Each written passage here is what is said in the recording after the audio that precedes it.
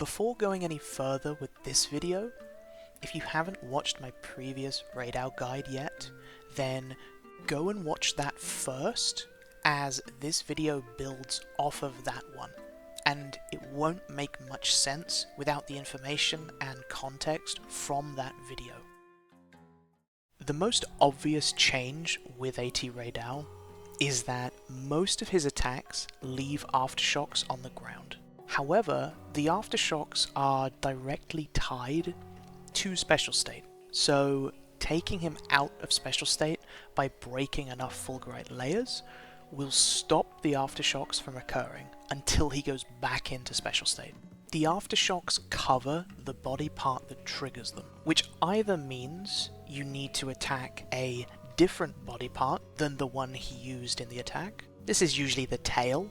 I especially like doing this after the aerial wing slam, or having good enough positioning and enough reach on your weapon to be able to attack the body part while not being in range of the aftershocks. The ends of the wings seem to consistently be a safe spot from the aftershocks, which reinforces the idea of moving to the outside of the wings during special state.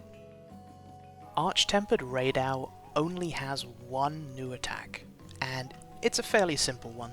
It has a very similar function to the ground horn stab, that being to punish the player for overextending after an opening.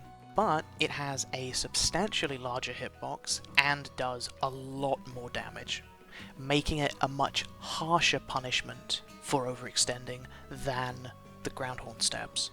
It takes 2 rolls to get clear of the hitbox, which means that you have to stop attacking a little bit earlier during an opening in order to fit in those 2 rolls before the attack comes out. It also means that moving under him is no longer a viable option, as you have both the aftershocks and the new attack making things very scary under there. From now on, I'll be referring to the new attack as the ground zap. In terms of openings, the ground zap combos into some good attacks with good openings most of the time. I'll elaborate on this in a little bit. The final changes are to the already existing moveset. Only 3 moves were changed. The first being the forward horn stab.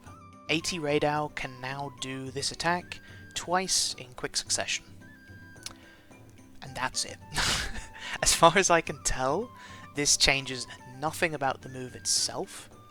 He can still do one of these like he normally can. Also, it can still combo into the aerial wing slam, so overall a pretty minor change. The second is the wing slam.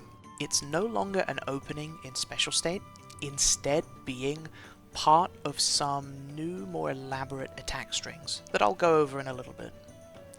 When in regular state though, it changes back to the normal version of the attack, meaning that it goes back to being an opening like the normal version. The final move is the double medium zap. This is the biggest change by far, and completely changes our goals when responding to the attack. By default, this attack is no longer an opening in both special state and regular state. However, if you're close to AT Rey Dau after the first medium zap, he won't do the second one, and instead he'll do the new ground zap.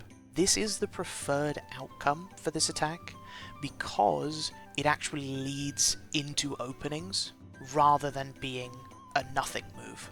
But it requires us to stay quite close to Rey Dau in order to trigger the attack change. Failing to capitalize on this reaction can lead to some pretty long sequences of AT Rey Dau just spamming neutral attacks that don't commit him to any of his good strings. In this clip, for example, I had 3 opportunities to do this interaction, and because I didn't, I went over 50 seconds without an opening. This AI manipulation makes the positioning for AT Rey Dau quite precise. You need to strike the right balance between being far enough away to avoid the aftershocks, the ground zap, and his regular attacks that want you to be a little further away, but also being close enough so that you can quickly run in and get the AI manipulation during the double medium zap.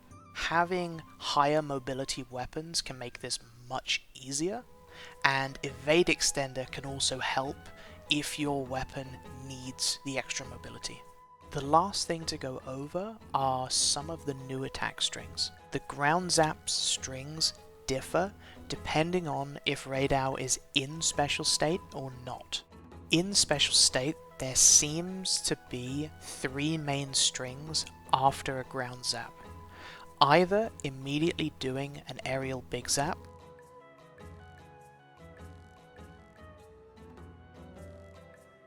doing an aerial wing drag into an aerial wing slam,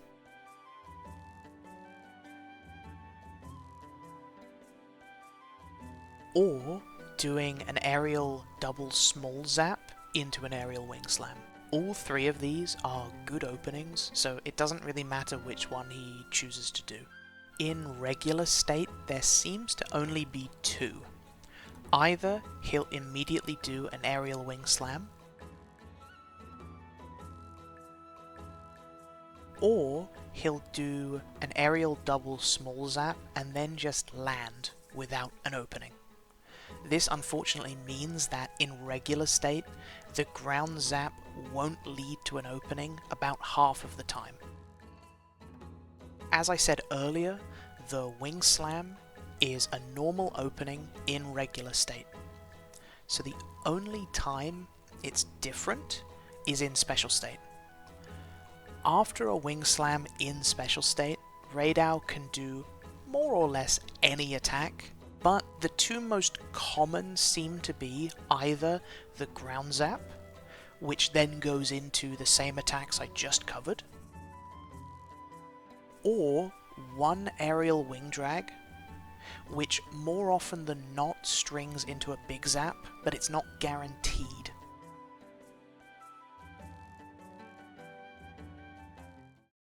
If you made it this far, thanks for watching. If you found this breakdown useful, giving the video a like helps get this information out to more people. I plan on covering all of the Arch-Tempered monsters as they come out, as well as some of the other monsters in between AT releases. If that interests you, then consider subscribing. That's all for now. Bye bye.